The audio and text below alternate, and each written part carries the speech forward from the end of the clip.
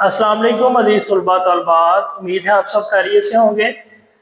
बेटा last time हमने सबक नंबर 14 जिसका उन्वान है हकीम मोहम्मद सईद शहीद। हकीम मोहम्मद सईद शहीद के बारे में हमने लास्ट टाइम पढ़ा था कि इन्होंने तिब पर बहुत काम किया।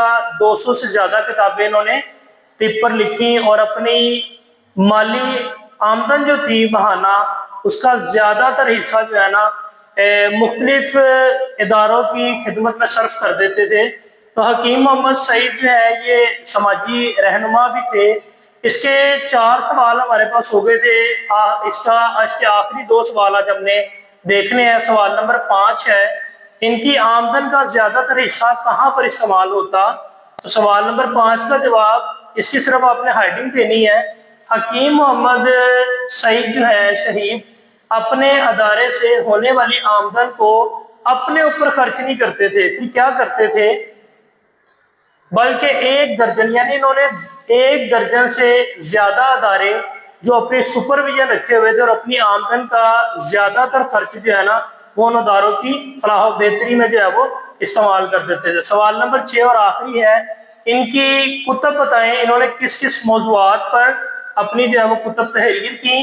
तो आपने तिब के मौजुआत पर 200 से ज्यादा किताबें लिखी, हमने पहले भी पढ़ ली। इसके अलावा इन्होंने कौन कौन से मौजुआत पर किताबें लिखी, तो 2 मौजुआत मैंने यहाँ बयान किए, एक मजहब पर और माशरती उलूम पर भी इन्होंने कुतब जो है वो तहरीर की। बेटा इसके बाद हमारे पास इसका खुलासा आ जाता है। खुलासा लिखने से पहले 2 से 3 बातें आपने अपने ज़हन नशीन कर लेनी है कि फर्स्ट ऑफ ऑल आपने पैराग्राफ बना के लिखना है और पैराग्राफ बनाने के बाद जो अहम अल्फाज होंगे इसमें वो आपने मार्कर के साथ जो है वो लिख लेने हैं। तो इसका पहला पैराग्राफ हम देखते हैं। हकीम मोहम्मद सईद शहीद हिंदुस्तान के शहर कहाँ पैदा हुए, दिल्ली में पैदा हुए।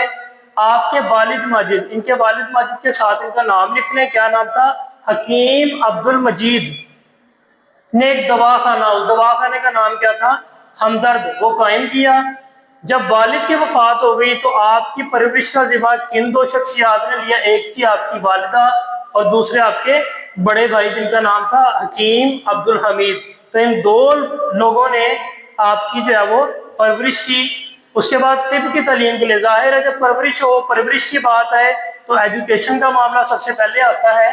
तो इन्होंने अपने भाई को तिब की तालीम के लिए तिबिया कॉलेज में दाखिल करवा दिया, जहाँ सिर्फ और सिर्फ मेडिकल की एजुकेशन जो है करवाई जाती। जल्द ही आप बुलंद पाया के हकीम बन गए, यानी इनका शुमार माशरे में के बड़े बड़े हकीमों में जो है वो होना शुरू हो गया।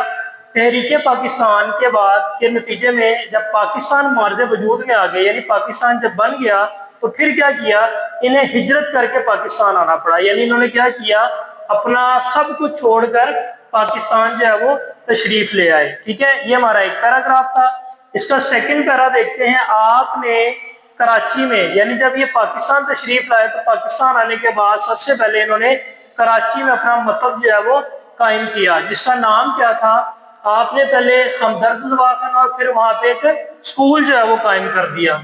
इसके बाद आपने तिब के फरोग कहते हैं तरक्की करना, बढ़ाना, फैलाना के लिए कराची में भी तिबिया कॉलेज जो है वो कायम कर दिया, जिसका इफ्तिताह कब हुआ और किसने किया, तो डेट लिखी। इसका इफ्तिताह 14 अगस्त 1957 को मोहतरमा फातिमा जिन्ना जो कायदे आज़म मोहम्मद अली जिन्ना की बहन थी, इन्होंने किया।